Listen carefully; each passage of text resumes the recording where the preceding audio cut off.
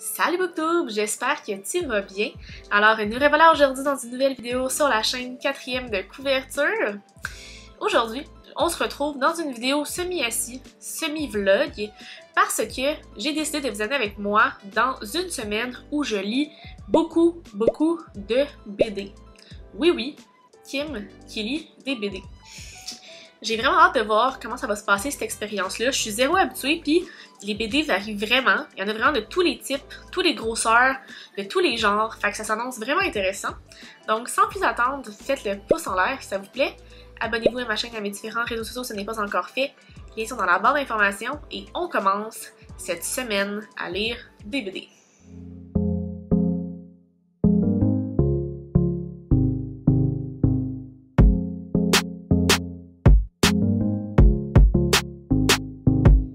En fait, c'est drôle parce que j'adore lire des BD, mais je trouve que ça passe tellement vite, puis t'as déjà terminé. Puis moi qui lis déjà vite, j'ai de la misère à prendre le temps de m'arrêter pour en lire. Et là, dans le cadre du festival de la BD de Montréal, qui a lieu du 27 au 29 mai, j'ai reçu les BD de deux catégories, parce que dans le fond, au festival de la BD, c'est un week-end où il y a plein d'activités en lien avec la BD, il y a plein d'exposants, des activités et tout, c'est super le fun, ça se passe à Montréal.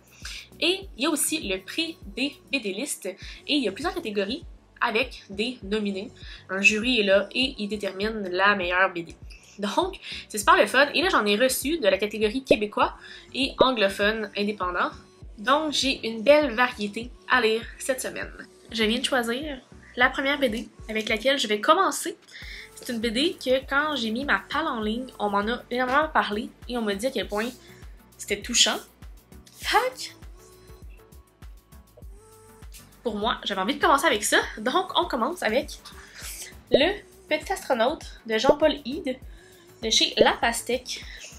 Tout ce que ça dit en arrière, c'est « Je sais bien que Tom parle pas, mais s'il parle pas, c'est seulement parce que ses paroles sont incapables de sortir par sa bouche. Alors, elles restent dans sa tête, et quand je colle mon oreille à la sienne, je les entends. Je suis la seule à qui il a raconté son histoire, Juliette, 5 ans. » Puis on peut voir le petit dessin derrière. Fait que ça m'a l'air vraiment touchant. Bref, je m'en vais commencer ça maintenant et je vous en donne des nouvelles. Je viens de voir une image à la fin. C'est marqué « Cette histoire, bien que fictivement inspirée par des thérapeutes, des éducatrices, des parents, des enfants et des amis qui se reconnaîtront peut-être, excusez-moi. Mon fils a aujourd'hui 20 ans et il vit avec une paralysie cérébrale. C'est un garçon heureux. Ce livre est dédié à Mathilde, la grande sœur qui espère tous les petits frères quand ils viennent au monde. » Fait que je m'en vais lire ça. Allons pleurer.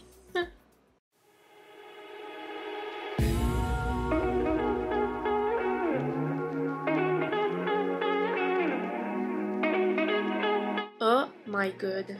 Je viens de terminer Le Petit Astronaute et c'était vraiment touchant. Comme j'ai eu les larmes. Ah oui. C'est la première fois, je pense, qu'un livre m'amène à ce point-là.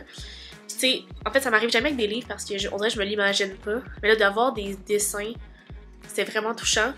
C'est l'histoire d'un petit gars qui, malheureusement, naît avec une paralysie cérébrale. Sa grande sœur est vraiment là pour l'aider. Puis ça donne que ça va revisiter la maison de son enfance. Puis c'est comme si on la suit en visitant la maison et on découvre un peu son histoire puis ce que ça lui rappelle. C'est super touchant de A à Z parce que on voit la réalité que des enfants handicapés peuvent vivre, puis que c'est vraiment pas facile, là. On s'entend qu'il n'y a rien d'évident, l'adaptation, tout ça, et c'est fait rejeter partout dans les garderies parce que, trop handicapé, trop ci, trop ça. Je t'attends à ce qu'ils trouvent la garderie parfaite et tout ça.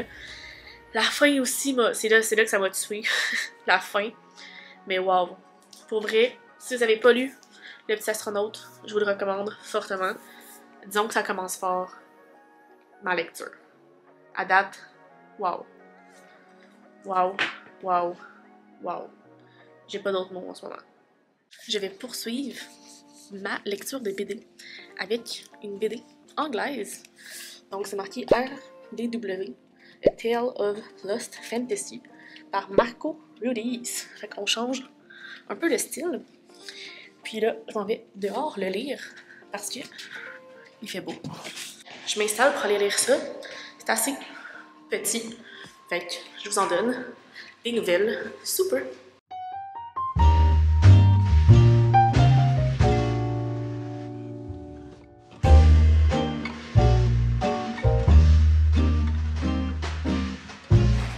update BD. J'ai terminé cette BD-là. Pour être honnête, c'est vraiment court. J'ai comme pas vraiment compris plus qu'il faut le plot twist de l'histoire. Ce que je peux dire par exemple, c'est que les dessins sont vraiment beaux. Tu sais, c'est vraiment un style très fantastique. Ça fait très jeu vidéo. Tu sais, comment ils sont dessinés, le style. Mais il y a quand même pas tant de texte dans la BD. Fait que ça fait en sorte que tu passes vite au travers. Au début de l'histoire, c'est marqué que le livre est fait pour lire lentement. Parce que, tu sais, c'est vraiment fait pour que tu prennes le temps à chacune des pages, chacune des scènes, mais j'étais comme... Il me manque quelque chose pour vraiment accrocher puis comprendre l'histoire. Tu sais, je veux dire, c'est vu comment c'est dessiné avec une espèce de côté jeu vidéo. Des fois, je comprends même pas c'est quoi la scène, c'est quoi que la planche explique. Mais c'est quand même une bonne lecture, c'est super rapide, c'est super beau. Puis juste au niveau du dessin, ça vaut vraiment une très bonne note. Fait que ça, c'est la première lecture que j'ai faite en anglais. J'ai hâte de pouvoir lire les autres. Donc, stay tuned pour mon prochain avis de BD. Je viens tout juste de lire The Seed par I Am Sid Church. C'est vraiment tout petit, là, très très petit. Puis pour vrai, c'était super... c'est une belle morale en fait. C'est comme l'histoire d'un gars qui se réveille un matin, puis il arrive pour aller dehors, puis il n'y a plus rien. Fait qu'il se met à faire la même routine constamment, jusqu'au jour où il se rend compte qu'il y a un petit pot dehors avec une espèce de semence. Il attend, il fait rien avec ça. Un moment donné, il décide de mettre la semence dans le pot, et pouf, la vie reprend. Fait que c'est une belle morale. Les dessins sont assez simples, faciles à comprendre. Puis ouais, c'était bien. C'était juste vraiment court. Fait que j'en ai profité pour lire ça ce matin.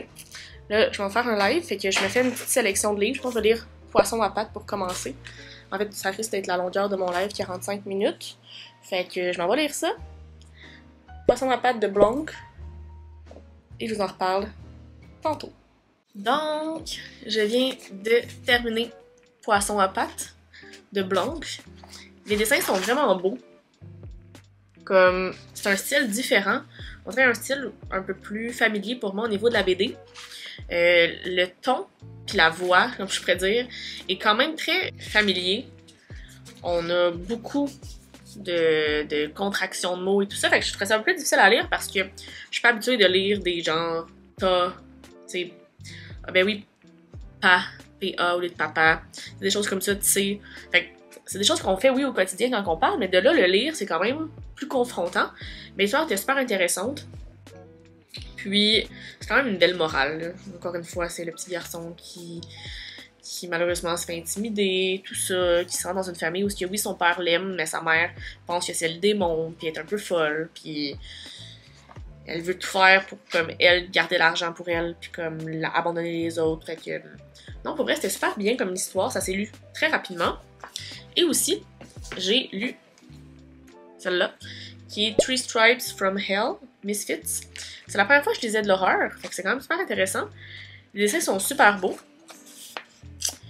La seule affaire, c'est que les textes, des fois, il y a des bouts où si j'ai de la misère à lire, c'était marqué, parce que c'est comme si c'est photocopié, ou je sais pas trop. Fait que, tu sais, mettons, ici, là, c'est genre tout petit.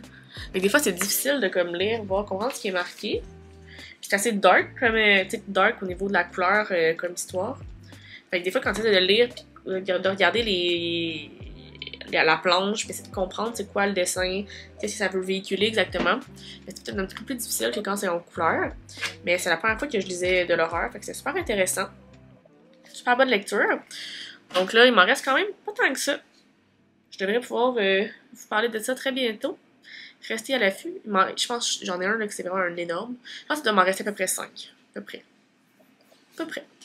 J'ai poursuivi ma lecture avec Arc 29, 4.1, 4.2 et 4.3. C'est vraiment tout petit, là. C'est genre une vingtaine de pages chaque à peu près. Les dessins sont super beaux. C'est super clair. Ils sont un peu dans du futuriste avec des robots et tout. Mais c'était super intéressant. Puis je trouve aussi que les boîtes de dialogue étaient super bien définies. Fait que c'était super facile à lire. Je peux dire rajouter encore une fois le mot super. Mais non, c'est ça, je ne connaissais pas. J'ai trouvé ça super intéressant parce que c'est très court, puis ça va directement au but. Puis c'est le fun qu'il y ait comme 3 volumes. Donc j'ai bien apprécié l'histoire et je vous le recommande si jamais le style un peu futuriste, avec des robots, vous intéresse, ça devrait vous plaire. On poursuit avec Homeward Book 3 Libération. Je ne sais pas si c'est genre le 3e tome, mais au final, c'était quand même facile de comprendre l'histoire. Je trouvais que ça faisait un peu différent, le style. Un peu plus cartoon, mais en couleur. Tu sais, mettons, versus, mettons, fait à la main et tout ça, là, on voit vraiment que, comment je peux dire ça, plus défini les traits et tout ça. Ça s'est lu assez rapidement. Le livre a 52 pages. Fait que c'est super intéressant, super court à lire. Donc, c'est l'avant-dernier en anglais. Donc là, je vais aller lire le dernier que j'ai au niveau de l'anglais indépendant. Donc, c'est lui, ici. Zen and the Ephemeral. Là, tu vois, c'est la même autrice, fait que j'ai hâte de voir. C'est Laurence Dea Dionne. Fait que, ouais. J'ai hâte de découvrir si le thème, tu sais, je veux dire, si le style se ressemble, mais à vue d'œil comme ça a l'air un peu moins cartoonesque, un peu plus réel comme dessin. Fait que, je m'en vais lire ça maintenant, puis je vous en reparle. Je pense que je peux dire que dans les BD anglais, c'est la BD que j'ai préférée. La thématique est venue m'interpeller. Dans le fond, c'est vraiment c'est Moe qui décide de s'inscrire pendant 10 jours, si je me trompe pas, dans une retraite de méditation pour essayer de laisser derrière ses pensées suicidaires, sa dépression, puis tout ça. Puis ben, finalement, il se rend compte que c'est vraiment pas aussi simple qu'il pensait. C'est bien plus compliqué de laisser ça derrière, d'aller vers l'avant, puis il fait juste se remettre en question, beaucoup réfléchir. Mais ça a été super, ça a été une lecture très agréable. Les dessins aussi sont très beaux. Donc je vais vous montrer. C'est super clair, ça se lit super rapidement. Puis c'est quoi, il y a genre même à peu près 120 pages. Donc ouais, puis j'aime le format aussi sur le long, ça fait différent d'avoir un livre normal. Donc pour vrai, si j'avais un livre à dire au niveau préféré, au niveau des anglais, maintenant que je les ai tous lus, ça serait celui-là. Donc Zen and the Ephemeral de Laurence Dea Dionne. Puis le style est vraiment différent de l'autre que je viens de lire juste avant, qui pourtant est la même autrice, là, fait que c'est super agréable. Donc si je me trompe pas, il me reste 2 BD à lire en français. Donc, stay tuned. Je vous en reparle très bientôt. What's up? Je viens de terminer La quête du cosmos par Alexandre Fontaine-Rousseau et Francis Desharnais. C'était super intéressant comment c'était fait. Ça s'est lu très rapidement. Puis, ce que je trouve intéressant, c'est que, tu sais, c'est comme des dialogues, mais à travers des images. Donc, je sais pas comment expliquer ça, mais, tu sais, mettons, t'as la même planche, mais t'as comme des gens qui parlent, mais tu sais pas nécessairement toujours qui est-ce. Je vais vous montrer un autre exemple ici. Tu sais, c'est juste la même image. Puis là, il y a comme un dialogue ou un bloc de texte. Fait que j'ai vraiment aimé cette dynamique-là. C'était vraiment spécial. C'est la première fois que je lisais une BD de ce genre-là. Puis ça a été vraiment un bon divertissement. Ouais. C'est sûr que ça la cote pas la première BD que j'ai lue, Le Petit Astronaute, à date, qui est vraiment mon coup de cœur. On va voir, là, parce que là, il m'en reste une BD à lire. Puis c'est une énorme bécasse. Donc, je vais m'y lancer pour la dernière BD. Puis ça, je vais pouvoir vraiment confirmer mon choix, mon préf dans le côté français, ben québécois en fait. Donc, bravo pour ça. Super différent. Et là, je me lance dans ma dernière lecture. Je viens officiellement de terminer Football Fantasy. Pour vrai, niveau créativité, là, un 10, là. Comme, les dessins sont tellement beaux. C'est coloré. C'est intéressant.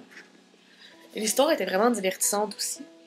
C'est comme l'histoire de deux petites filles qui décident de fuir le laboratoire d'un scientifique fou. Puis là, ils se ramassent sur genre une petite ville où est-ce que là, ils comprennent rien de ce que les gens ils disent. Puis en tout cas, c'est super divertissant pour vrai. Puis les dessins, c'est ça, sont vraiment beaux. Puis j'aime qu'ils jouent entre eux. Il y a beaucoup de couleurs, c'est agréable pour l'œil, pour vrai, là. Puis gros shout-out au talent de l'auteur, de l'illustrateur, en tout cas. du BDiste parce que c'est insane, là. Même le début, genre, est fait en BD, comme, check bien. Genre, c'est fait en dessin. Fait que bref, pour vrai, je suis agréablement surprise de cette histoire-là. C'était vraiment une bonne lecture, pour vrai. Là. Ça a dû être des années et des années de travail. C'est fou, là. Comment ça... Tu sais, il doit avoir, je sais pas combien de pages, là, il doit avoir au moins 300 pages. Là. Ça doit être vraiment long à tout faire ça, mais gros shout-out, de gros bravo. C'est vraiment une belle découverte. Donc, c'est écrit par Diviane. Je sais pas trop comment on prononce son nom, mais wow, shout-out. Niveau créativité, 10 sur 10. Mais, n'empêche que mon préféré restera le premier que j'ai lu. Tu sais, puis c'est plus au niveau peut-être du relatable, l'histoire qui est venue me chercher. Tu sais, si j'avais deux catégories, au niveau de l'histoire, ça serait le petit astronaute, puis celui-ci, ça serait au niveau de la créativité et du travail derrière. Mais ça fait quand même toutes des belles découvertes, donc j'espère que ça vous a plu. N'hésitez pas à aller au Festival de la BD, encourager ces artistes-là. Ils travaillent fort, donc du 27 au 29 mai à Montréal. Vous pouvez aller au Festival de la BD sur leur site web, ici. Vous allez pouvoir aller voir toutes les informations, les activités. Puis c'est le fun d'encourager ces artistes-là qui travaillent fort. Hein? Donc, si la vidéo vous a plu, je vous invite à faire le pouce en l'air. Abonnez-vous à ma chaîne et à mes différents réseaux sociaux si ce n'est pas encore fait. Et ils sont dans la barre d'informations.